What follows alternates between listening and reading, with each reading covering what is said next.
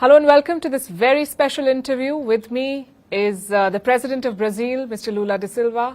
President Da Silva, welcome to Firstpost. Good evening. It's a great pleasure to be here talking with the Indian TV viewer, and I hope that we're going to have a great interview. We look forward to it, Mr. President. How's your visit to New Delhi going so far, and how has the first day of the G20 summit been for you? Well, actually, this G20 is a G20 that is exceptionally very well organized. We had, I would say, a lot of work. I arrived last night, and today we had 2 sessions that were hard work, and we had some other parallel events that were also very important. We launched a commitment together with Prime Minister Modi and President Biden, with Argentina, with Indonesia, commitment to follow a biofuel policy that is very strong so that we can fight the greenhouse gas effect, so that we can diminish the use of oil and try to use biofuel. So that was very important, this initiative, this commitment that was assumed by all the presidents that participated together with Prime Minister Modi. And so I am convinced that we will come out of this meeting with some guidelines where the countries will, what would they have to do from here onwards, so that we can diminish the inequality between the peoples, inequality amongst the countries, so that the world could live in a better way, and above all, so that we can confront the climate issue with great responsibility. It's not a joke what's happening on with the climate change around the world. If someone still has doubts that the climate, nothing will happen with the climate, I can reassure you that the most certain thing that exists today is that we are lacking with responsibility when we deal with the climate change, and we're being the victim of the lack of attention of humanity. The rulers lacked responsibility in dealing in an effective way to avoid that the planet will warm up, that we will lose control of these floods, and there's nothing to do. We still have time. We have to take care of the planet. I believe that this meeting will give a very good guideline to all countries so that we can manage to put in practice a good policy so that we can take care with great care of our planet Earth, of their forests, of its water, so that we can live well. Mr. President, it's very, very good to see a world leader like you speak so passionately about climate, and we hope to see more leaders put it at the center of their policy making. I understand that India has been also pushing for climate action that is just, that does justice to the whole world, developing and developed. We've had some 200 meetings over the past few months in 60 Indian cities. What do you make of the progress that has been made so far, and what do you make of India's agenda? I think it was an extraordinary, the India agenda that they developed, and the promotion of 60 debates or more in different cities. In Brazil, many ministers came to these meetings. We had the health minister, we had the mines and energy minister from Brazil, we had the science and technology minister, the enormous amount, the labor minister came here, and the finance minister came to these meetings. So these hundreds of meetings that you involving thousands of people is a new way that India is teaching to us that it's not sufficient for the presidents of the countries to participate. It's necessary for us to involve the government as a whole, and that we should involve the people that should participate in the debate. We learned a lot, and since we're going to host next year the G20 in Brazil, we will take from India many teachings, and so that we can have a G20 meeting as productive as we had here in India. One of the big headlines today is the Delhi Declaration. We understand that there is finally consensus. We've seen the draft of the declaration, and all leaders have agreed. There was a fear that the war in Ukraine might hijack the agenda. And in the statements that followed since, it was said that Brazil, South Africa and Indonesia helped forge consensus. Can you tell us a little more about the conversation that went in, and how did Brazil contribute? Well, the G20 is a forum that was built because of the 2008 and 2009 global financial crisis. From there onwards, the G20 started to discuss many economic issues, and the Bretton Woods institutions were also started to be discussed, the World Bank, the IMF, in an attempt to try to improve the functioning of these multilateral institutions. That's why we didn't want here in India, we would discuss the war between Ukraine and Russia. This is not the appropriate forum for that. On the 19th of September of this month, we will have the General Assembly of the UN, and that's the place for us to discuss the war. That's the place for us to try to discuss peace. That's the place for us to call Putin and Zelensky in a negotiation table, and because no one wants war. Everybody is against war. We want peace. So it's necessary for us to establish a conversation policy so that we can try to convince the two presidents for Russia and Ukraine that the war is not the solution for anything, and that the dialogue, the diplomacy, and a table of dialogue could help much more. From the beginning, Brazil has been saying that we do not want to participate in the war efforts. Brazil wants to participate in the peace effort. We want to try to negotiate, as also India thinks like that, China thinks like that, many other countries think like Brazil, and so that's why we believe that it's very important so that the war issue should not be included in the document, in the declaration from the G20. That's very important. Otherwise, people go to war and then we lose and waste time instead of discussing the problems that involve 9 billion inhabitants, the hunger that is affecting 735 million people, unemployment of millions of people, and we stay here discussing something that is not our top priority. And so I believe that it was very important, the decision that was made not to allow that the war would come into our declaration. The declaration is very serious-minded. It's a mandatory reading for all of us that participated in the G20, and I hope that it serves as a guideline, as a roadmap, so that we can, in Rio next year, to do something even better. Now we have to start to go to actual policies. Now we're going to go to a phase that G20 doesn't have to stay anymore just discussing and philosophy. And no, we have to take commitments to make things change, to do things. The climate change issue is very serious-minded. We have to do something about it. And Brazil is taking the commitment of reaching 2030 with zero deforestation. And we have already ended hunger in Brazil once in the past. And now we have 33 million that are in hunger once again. And so we're going to end the hunger in Brazil again. And to end with hunger in Brazil, we have to create jobs. The economy has to grow. The poor has to come into the national budget of the different countries. When the government starts building its budget to know how much money the government is going to spend, they have to include the poor in that budget, in government spending. The poor has to be included in the government budget, because no one wants to include the poor. Now, in the moment that you put the poor in the budget, you start to diminish the poverty, because you know what happens when the poor receives a benefit. He receives a benefit, and he's not going to buy dollar. He's not going to keep that money. He's going to buy things. He's going to buy new clothes for his children. He's going to buy school material for the kids. So that means that the wheel of the economy starts working. This is what we're going to have to do from here onwards. We're going to have to make the economy move forward so that we can end with the inequality and with hunger in the planet Earth. And I'm going to come back to all of these points, the very important subjects that you touched upon. But I also want to ask you, because until yesterday, the European and the G7 countries seemed intent on having their way with the language vis-a-vis Ukraine. How did you and others prevail upon them to ensure that there was consensus on the declaration? Well, this is already a majority that is being formed within the countries. On the BRICS, for example, we didn't discuss the war during the BRICS summit meeting. We thought that there's other fora to discuss the war, and we could bring to India a debate, a discussion that has more consequence in Europe, because they're involved directly in the war, and the U.S. is also directly involved in the war. But the other countries are not involved directly in the war.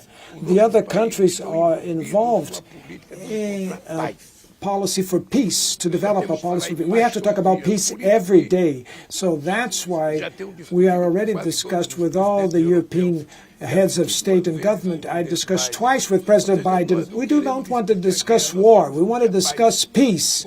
When Putin and Zelensky are willing to discuss peace, then India will talk, Brazil will talk, China will talk, Indonesia, Argentina, and other countries will go to peace conversations. We'll talk about peace. We have to stop the war first. And then diplomacy should come in the picture so that we can see the world living in peace. Would you say this consensus, in a way, is a win for New Delhi, and it establishes India as a bridging power in an increasingly divided world?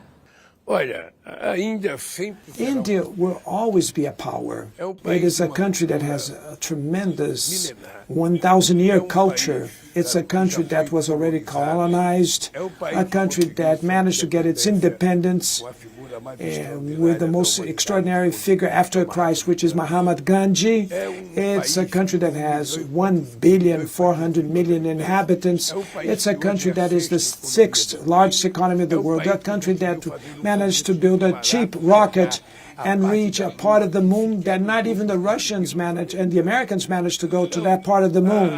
So what happened here was the result of the competence of organization of the G20 that India organized as the host country. India is always a country that you have to take it very seriously, very respected country, and I will always say that because we came here and we established a strategic partnership between Brazil and India, and this partnership now needs to be improved so that the trade flow, foreign trade flow between Brazil and India should be the size of India and the size of Brazil. It should be very big because we can do that. So we have the conditions to do. So what happened here was a victory of the organization and of the respectability that we all have for India. You had your first meeting with Prime Minister Modi in the month of May after your inauguration as the President of Brazil for a third term. What was your impression of him, and how do you see his leadership on this global platform? The impression was very good. I had previous relations here with the former Prime Minister Singh, and it was a very good relationship with Prime Minister Singh. And the relationship with Prime Minister Modi was extraordinary. The two times that I met him, he conveys a trust, a confidence that he's managing India with great seriousness for the good and the benefit of the Indian people, and this is of the interest of Brazil, is that we should have a relationship with a ruler that have responsibility with their people. I know that India is a complicated country because it has many religions, many different languages are spoken here, so to rule a country the size of India is much more complicated for me to govern Brazil that has 200 million inhabitants. So I believe that he has given a clear-cut demonstration, extraordinary. He was re-elected once already, and it seems that he's running again for office next year. As people talk to me, he could be re-elected again. This means that this is a recognition of the people for the work that he's developing. And I remember that India was the 15th largest economy and Brazil was the 6th largest economy. Now India is the 6th largest and Brazil is the 12th largest economy of the world. The coup d'etat that was attempted in Brazil and an extreme right rising to power made Brazil go backwards in terms of its GDP growth. Now we took office and now we're making the GDP grow again because we want Brazil to have a strong economy, a developed economy. Yes, I do want to come to talk about Brazil's economy, but for now, the G20 agenda, India and others have been pushing for the inclusion of the Global South, and today the African Union got membership of the G20, so now it is G21. How significant is this according to you? Do you think it is going to mitigate the imbalance and will ensure just representation of developing countries on international platforms? I have been saying that 30 years ago, India and Brazil were treated as poor countries. problems more bigger than solutions for them.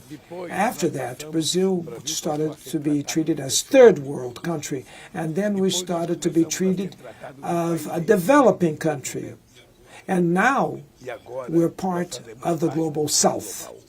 That is to say, we decided to organize ourselves and to show that we want to grow, that we want our society should have a standard of living that is good, that should have a standard health care, and with that, education. And so the pharmaceutical industry in India is extraordinary. We want to have a partnership with them. And so there have been many investment here in science and technology. Brazil has to learn with India with that. We have to learn with India and invest more in science and technology. So what I believe is that India is a country that is rising. And I think that this is very important. As India managed to improve the standard of living of their people, the people starts to consume more. And when they consume more, they create more jobs. And when they create more jobs, they create more salaries. And when they create salaries, more consumption. And the gigantic wheel of the economy starts moving, and everybody starts to participate in the economy. So that's why I'm very optimistic with the growth of India, as was happy with the growth in China 20, 30 years ago when it happened. And when I'm happy when Brazil's economic growth makes me happy too. I was in Hiroshima, and the managing director of IMF said that Brazil would not grow this year. And then I just met her here, and I said to her, Brazil's not going to only grow, but Brazil will surprise the IMF. We're going to grow 3 times more than the forecast that the IMF thought that we would grow. So my assumption is the following. A lot of money in the hands of few means wealth concentration, means impoverishment. It means growth of the absolute misery and poverty and malnutrition, hunger. It means all that. This is a lot of money in the hands of few. Now, when you have few money in the hands of many, that means income distribution, that means more jobs, more consumption, more schools, more health care. You don't have to be an economist to reach this conclusion. You have to be a humanist. You just to think with your heart. The ruler cannot think only with his head, with his mind. He has to have feelings, think with feelings, think with his heart, because it depends on the government to develop the opportunities for people that did not have the chance to attend schools, that did not have the opportunity to get a good job.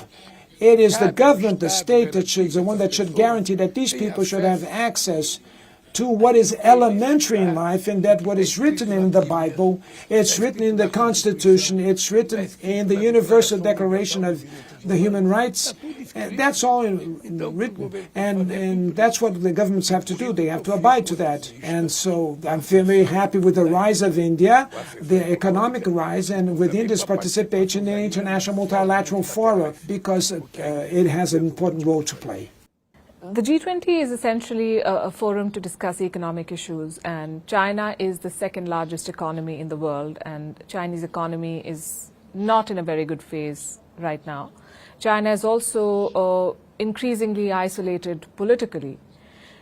If you were the president of China, would you skip the G20 summit in New Delhi? Well, I don't know what is the litigation that may happen between China and India.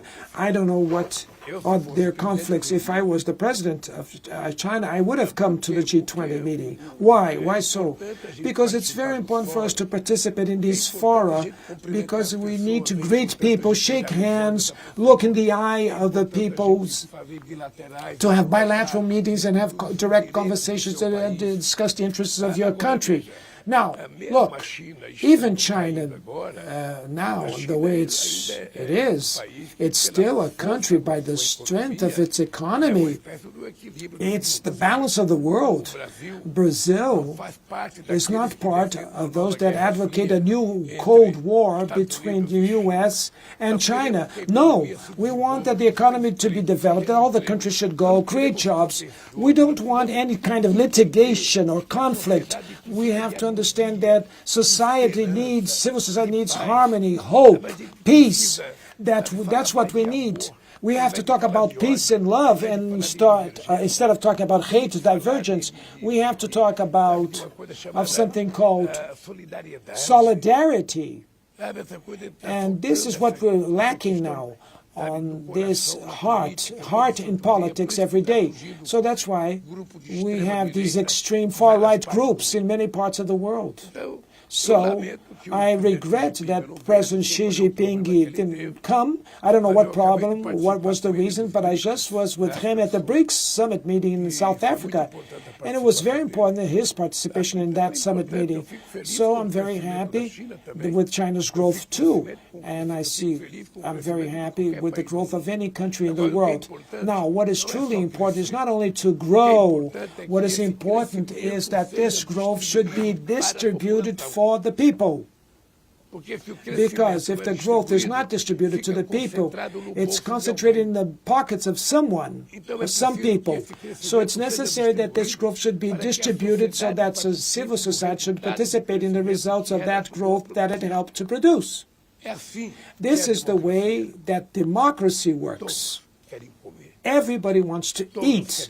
Everybody wants to get dressed. Everybody wants to work. Everybody wants to have access to pleasure, to leisure. Everybody wants to travel. And so we're the ones that are responsible to work to make that happen. That's the only reason for which I want to be a president, is to prove that we can improve the lives of the poor people. So, look, in Brazil, I am the only president that didn't have a university degree. I only have the elementary school degree. Nevertheless, I am the president that built most universities in the history, federal institutes of education, and vocational training schools, and it was during my government that we put in more students in the university. And so, this is just to prove that when we want, we can do it. Sem dúvida. The president doesn't have to know about everything, but when he's in question, has a doubt, he consults and the organizations of civil society. There's a lot of people that have a lot of wisdom, that have expertise, that want to speak out. And so the government, I don't know if you perceive that all of us, we have one mouth to speak and 2 ears to listen. So it's necessary for us to have more capability to listen and not only speak, and maybe put in practice things that the civil society is speaking up to us. When we listen to civil society, we don't make mistakes. That's a very interesting message.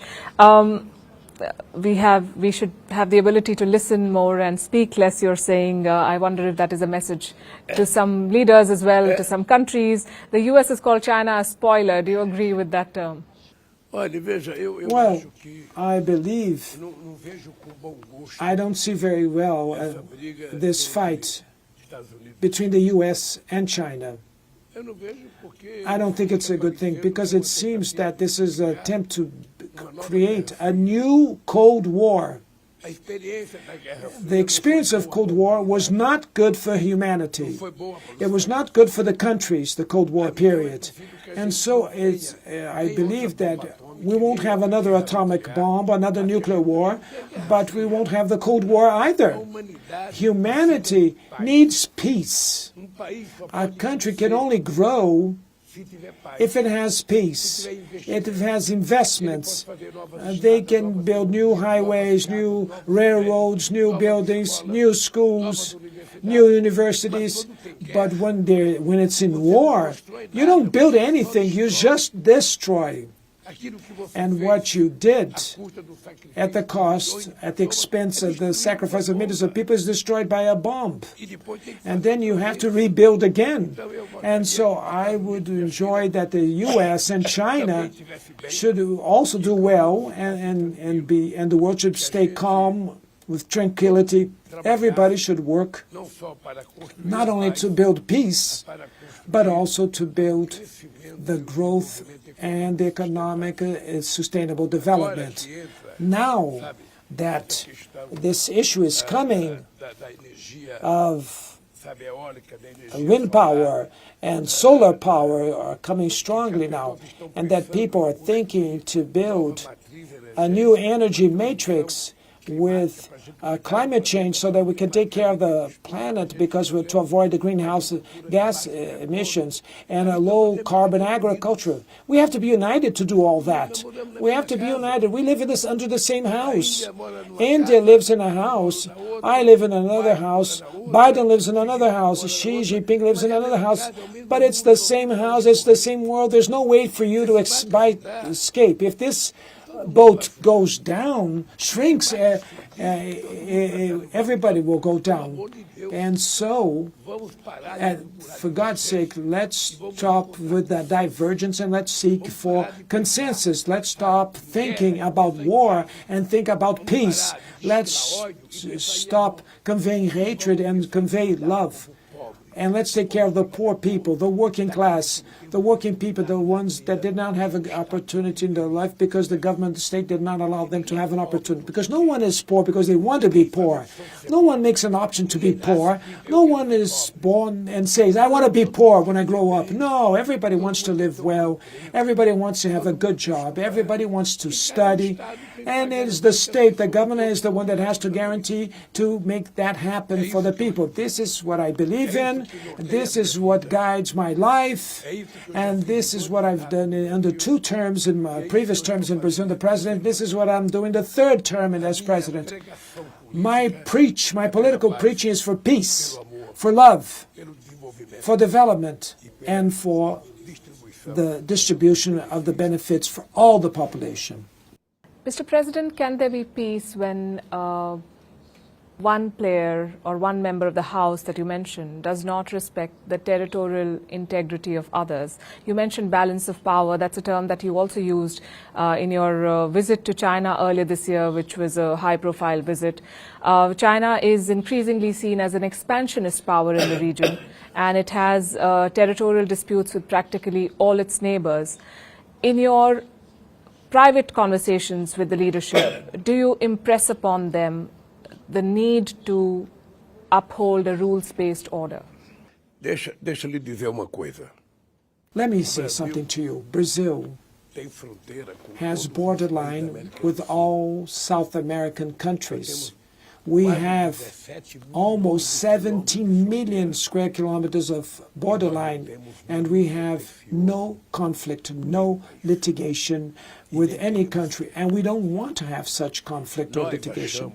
We believe that the United Nations does not represent anymore for which it was created for. So that's why that we are advocating a change in the membership of the UN Security Council, that more countries should participate in the UN Security Council. India should participate, Germany should participate, Brazil should participate, Japan should participate, Mexico should participate, Argentina, or either Egypt or Nigeria or South Africa, because the UN Security Council doesn't represent the political geography of today, but only of 1945.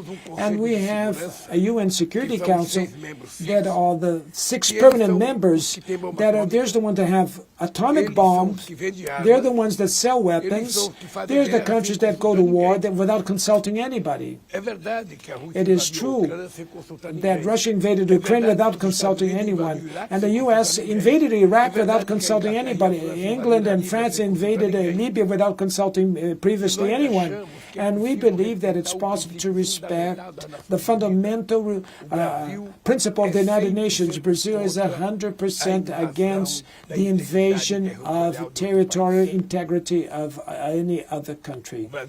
Brazil is against that. Against Russia, against China, the U.S., Brazil will be against any country that puts in practice in territorial invasion of another country. Very good to hear that. You mentioned Russia. The Russian president is not here. He did not even go for the BRICS summit. Next year, Brazil will be hosting the G20. Would you like to welcome President Putin to Brazil for the G20? He will be invited because next year we will have the BRICS being hosted by Russia. Before the G20 in Brazil, we'll have the BRICS meeting in Russia, and I will attend the BRICS meeting in Russia next year. I believe that the Prime Minister Modi will also go to Russia, and I think that Xi Jinping will go. South Africa will attend, and Saudi Arabia, and the United Arab Emirates, Egypt.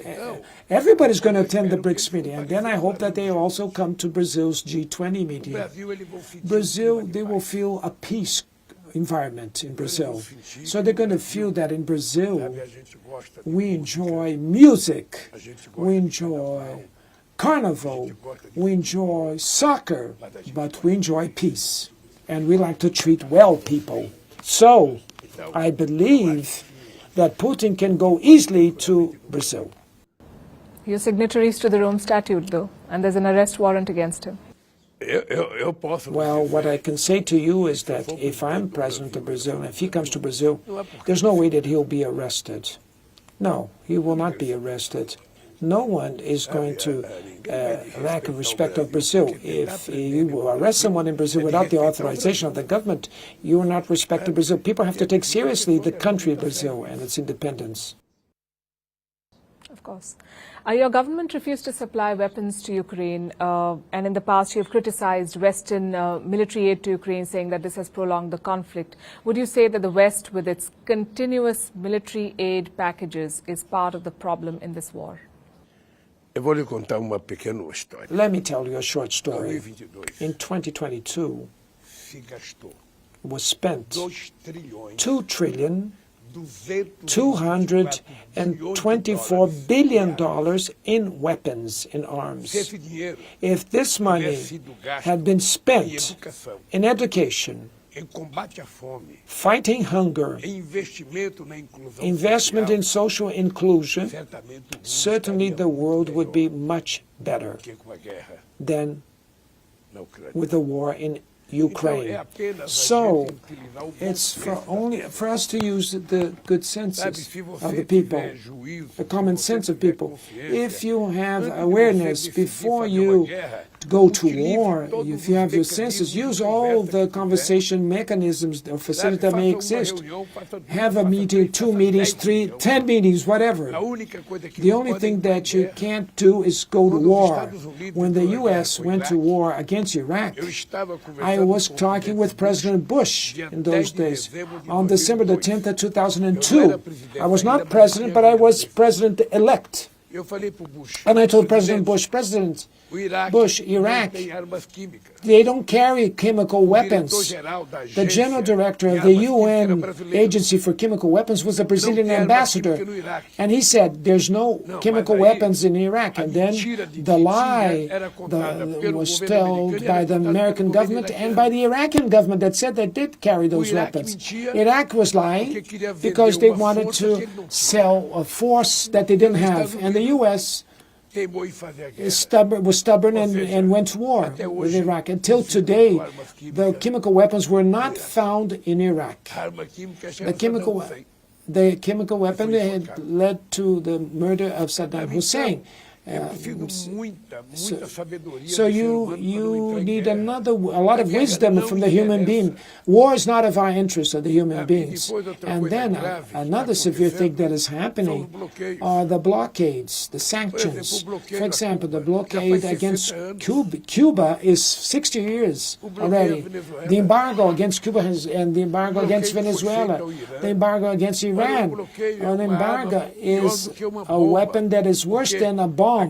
Because at war, you have soldiers fighting soldiers, but in an embargo, you victimize children, women, kids that do not have nothing to do with the war. So we rulers, we need to change our behavior.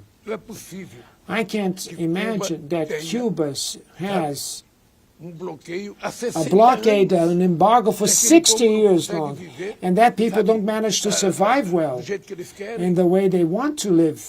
So I believe that the first opportunity I have with President Biden, I'm going to say to President Biden that it's necessary to stop, to penalize Cuba. Cuba is not a country that has terrorists.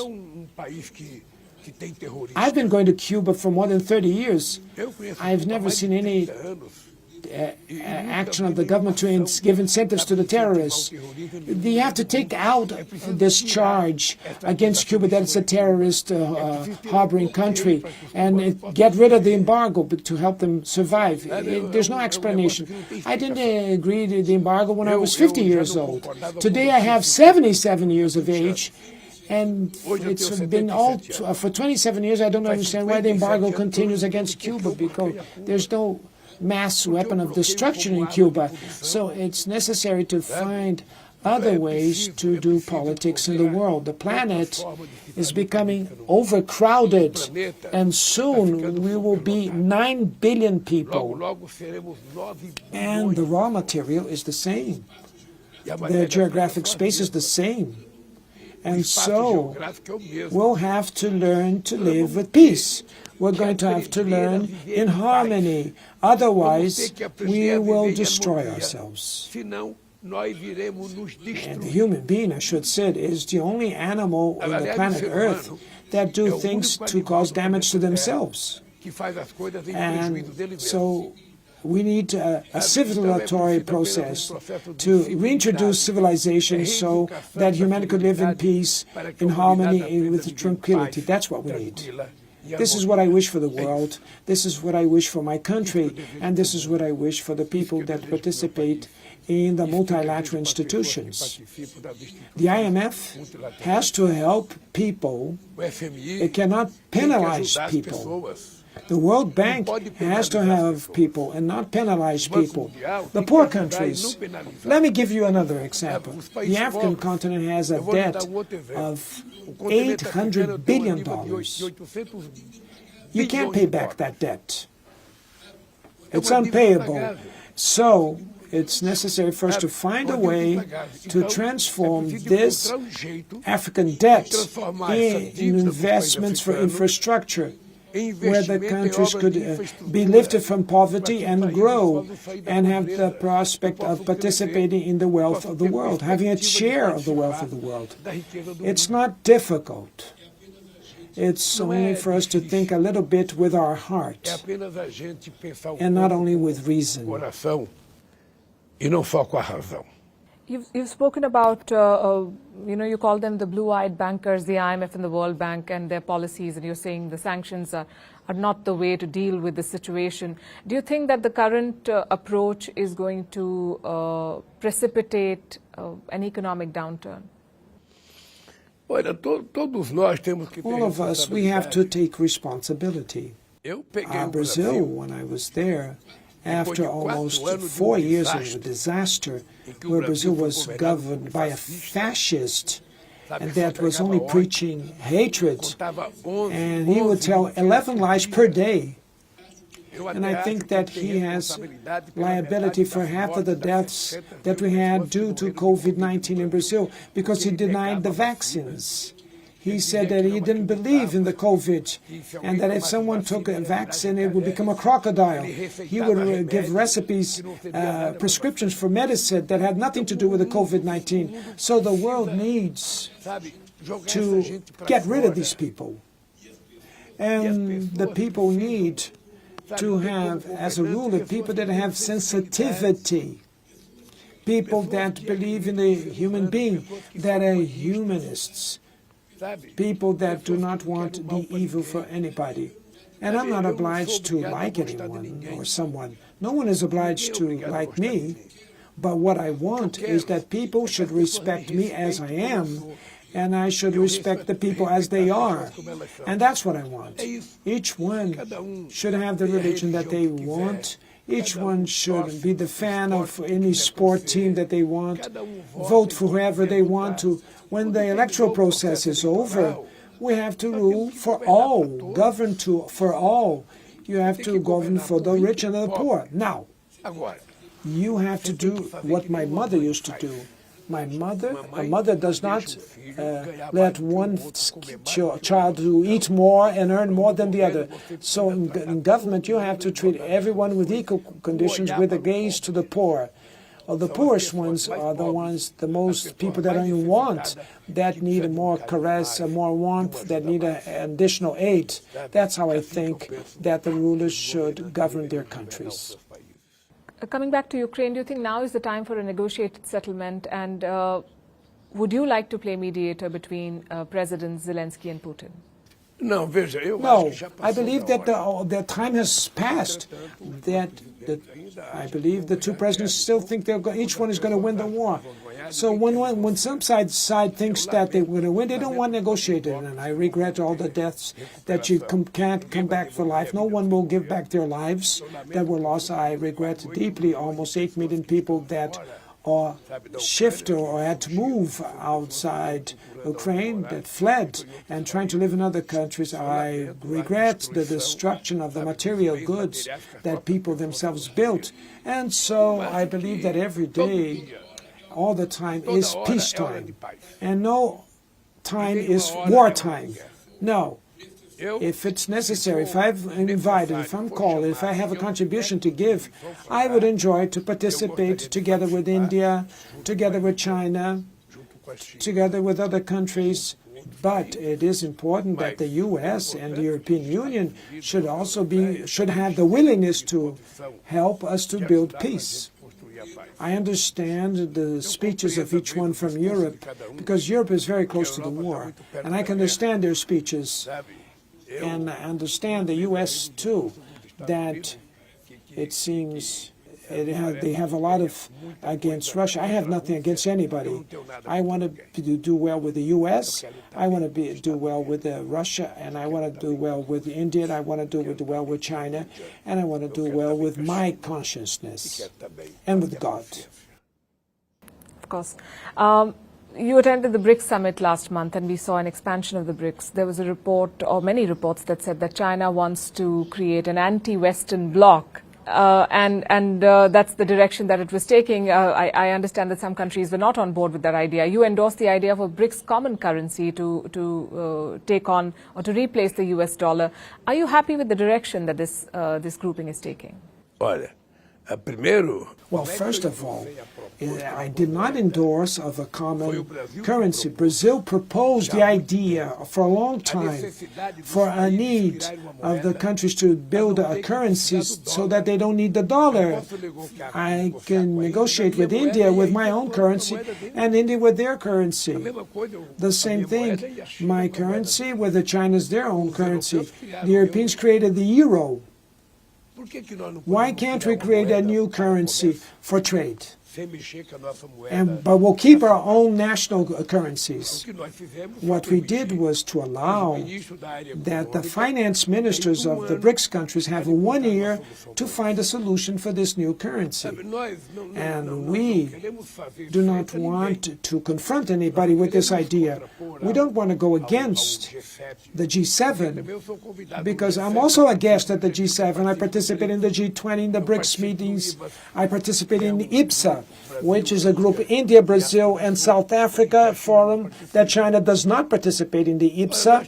And so we have to have the awareness that no one wants to create a bloc against another bloc. What we want is to be treated with respect and under equal terms. This is what we want, only that. And India has the right to be not only a big country in terms of population, but a great country in terms of the quality of lives of their people, of its people. Brazil too has that right. China too. The U.S. too. All of us dream that our people will reach the welfare state that Europe has achieved. We dream with a welfare state. And we know for that This is a very difficult task to reach that welfare state, because we have to find more ores, more richness in nature. And I don't know if nature has all that wealth for us to find. We cannot live in a world, possibly, where 2% of humanity has much more wealth than 50% of the poor. I know you have to go for dinner, but I want to ask you two very quick questions. One, at the BRICS summit, there was a picture of you along with the Indian Prime Minister that went viral. You were looking at a newspaper, and we were all very curious to know what was the conversation that you were having at that time. I was congratulating the Prime Minister Modi for the conquest of reaching the space with a rocket, cheap rocket, and to manage to reach a place where 4 days before that, the Russians failed to reach the moon. So I think it was an extraordinary achievement with science and technology for India. So I was congratulating the Prime Minister, and he was very proud of the achievement. And my final question, a lot of people have seen you making speeches at global forums. We've heard about your views on politics, your views on climate change, economy, but not many people know that you also watch movies from India. Do you want to tell our audience about the movie that you liked? Yes. The last film that I watched from India is a film called Revolt, Rebellion and Revolution. RRR. It's a 3-hour feature film, and it has very funny scenes.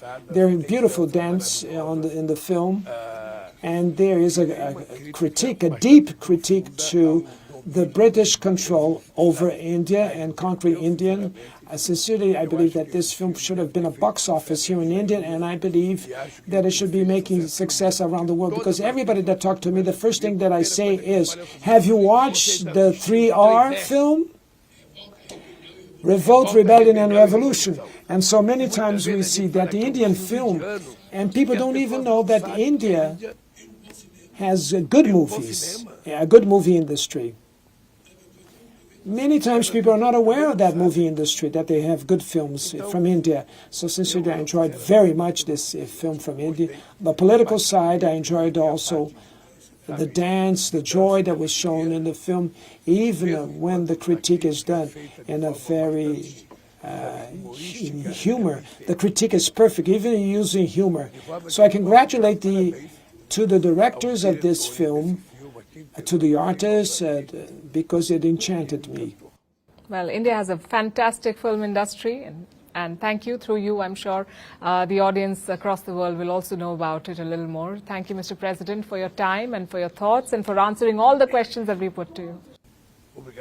Thank you, Palki. Thank you very much. And I hope that the people from India that will watch your show forgive me for speaking too much.